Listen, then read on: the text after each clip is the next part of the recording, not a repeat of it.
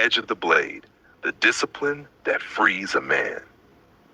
There is a moment every man faces in his life when he must choose between comfort and clarity, between the soft bed of pleasure and the hard edge of purpose. Most turn away when they see the blade, but a few, those who truly seek freedom, step closer because they understand a man is not sharpened by ease. He is forged at the edge of the blade. He lived like many do, drifting through days, chasing distractions that kept him numb. The phone, the noise, the endless pursuit of more. He called it living, but deep down he knew it was avoidance. Avoidance of himself, avoidance of discipline. One night he sat in silence, staring at his own reflection. Not the one the world sees, the curated smile, the controlled image, but the one that stares back when all illusions fall away. And in that reflection, he saw the truth. He had become weak, not in body, but in will. He could no longer command himself, so he decided, not out of anger, but necessity, to change. He chose the path few dare to walk, the path of discipline. Not because it was glamorous, but because it was honest. He understood that if he could not master his own impulses, he would forever be a slave to them. The next morning, he woke before dawn. The air was cold, his body resisted. Every part of him whispered, sleep. But he rose anyway. He made his bed. He trained. He worked. He pushed through the noise of weakness until only the sound of breath remained. That day, he realized something profound. The pain of discipline is lighter than the pain of regret. Days turned to weeks. The early mornings grew no easier, but he stopped expecting them to. Discipline, he learned, is not about feeling ready. It's about doing it regardless. Each repetition, each moment of restraint carved something within him, something still, sharp, unbreakable. He started noticing how most people live like unsharpened blades, dull from indulgence. He gave up the things that made him soft. But the sharp edge, the one that cuts through illusion and fear, is formed only by friction. He built habits. He began to see struggle not as punishment, reading, but as a sacred ritual, a daily sharpening of the soul, but for mastery. He discovered that discipline is not about control, it's about freedom.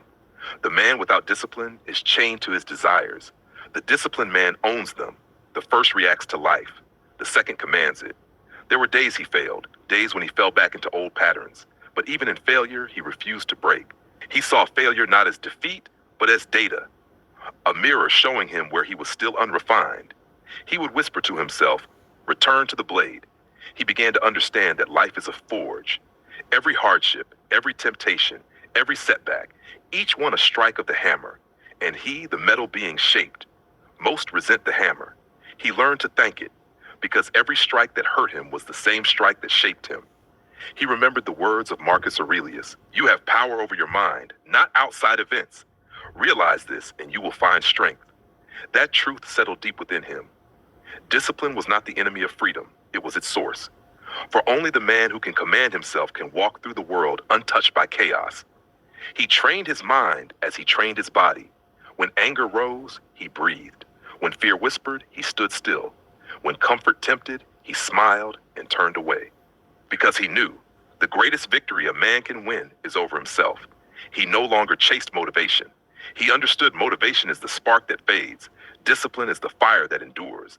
He no longer needed external noise to push him. He became self-propelled, quietly consistent, ruthlessly patient. Others noticed the change. They asked, what's your secret? He said, there is none.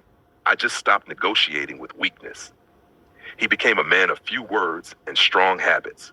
The kind of man whose presence commands respect without demand. Because true discipline doesn't shout, it radiates.